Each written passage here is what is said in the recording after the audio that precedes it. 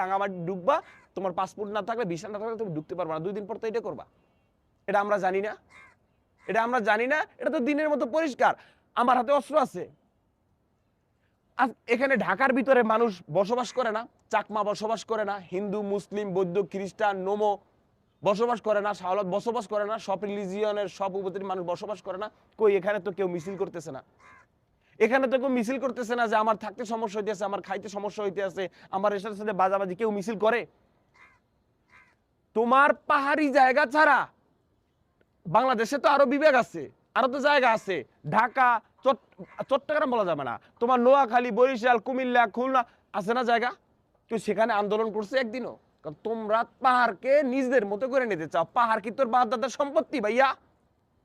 পাহাড় কি তোর বাপদাদার সম্পত্তি? পাহাড় বাংলাদেশের সম্পত্তি। এখানে তুমি আবার স্যাটেলার বলাও।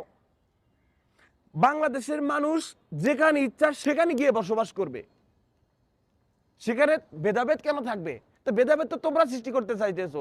অন্য জায়গায় অন্য উপজাতিরা আছে না, কই সেখানে তো একদিন আন্দোলন করে না, সেখানে আন্দোলন করছে কখনো? সেখানে আন্দোলন করার মানি তো হয় না, প্রয়োজন মনে করে না। তোমাদের ওখানে আন্দোলন করার মানি কেন হবে? কারণ তোমরা পাহাড়টাকে নিজেদের মতো করে নিতে চাও, তোমাদেরকে চান্দা দিতে হয়। এটাকে অস্বীকার করতে পারবা? অস্বীকার করার সুযোগ আছে?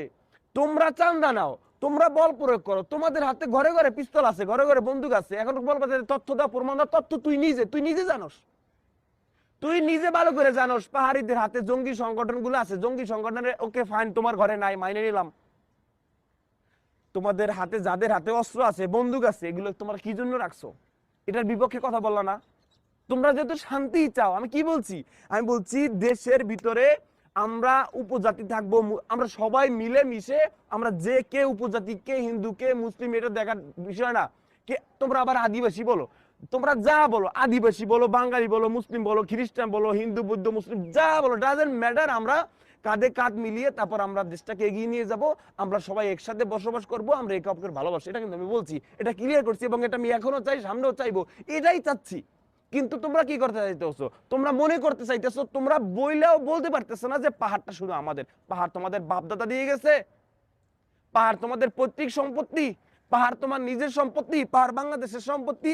বাংলাদেশের মানুষ যেখানে ইচ্ছে সেখানে বসবাস করে, কিন্তু ওখানে গেলে তোমাদের কি করতে হয়? বাঙালিদের তোমরা চাঁদা নাও, নেও বা না নাও, তোমাদের জঙ্গি সংগঠন, তোমাদের শান্তিরক্ষা বাহিনী, বাংলাদেশের শান্তিরক্ষা বাহিনী থাকলে সব জায়গায় থাকবে, তোমার ওখানে কেন থাকবে? তোমার নিজস্ব সংগঠন কেন থাকবে? তার মানে